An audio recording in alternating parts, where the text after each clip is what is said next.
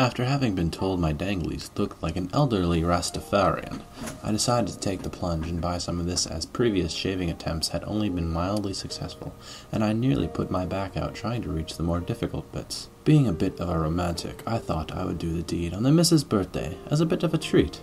I ordered it well in advance, and working in the North Sea, I considered myself a bit above some of the characters writing the previous reviews, and wrote them off as soft office types. Oh, my fellow sufferers, how wrong I was.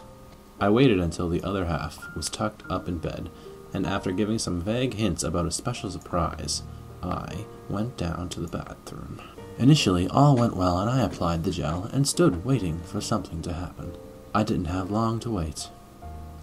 At first, there was a gentle warmth, which in a matter of seconds was replaced by an intense burning and a feeling I can only describe as like being given a barbed wire wedgie by two people intent on hitting the ceiling with my head.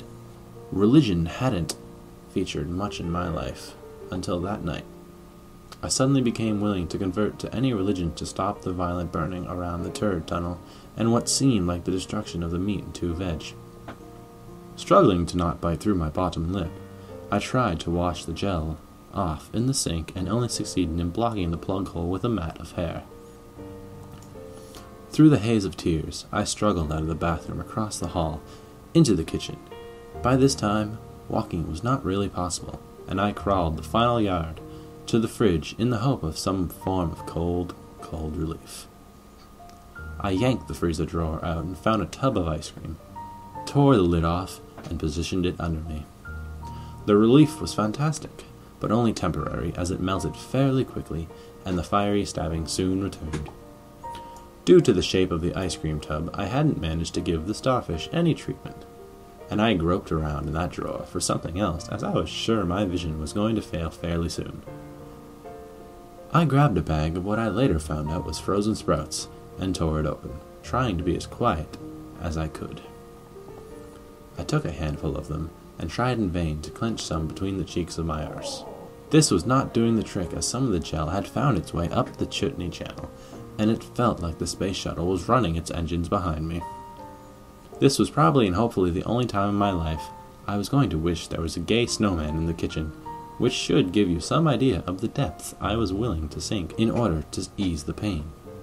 The only solution my pain-crazed mind could come up with was to gently ease one of the sprouts where no vegetable has gone before. Unfortunately, alerted by the strange grunts coming from the kitchen, the other half chose that moment to come and investigate, and was greeted by the sight of me.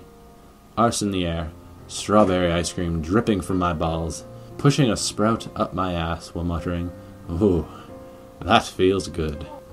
Understandably, this was a shock to her, and she let out a scream, and as I hadn't heard her come in, it caused an involuntary spasm of shock in myself, which resulted in the sprout being ejected at quite some speed in her direction.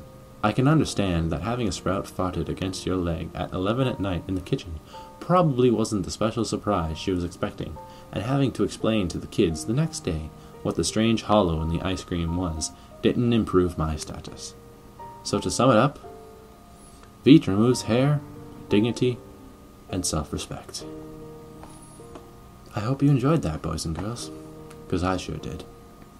I bid you farewell, and hope you subscribe and like my channel. Good day to you.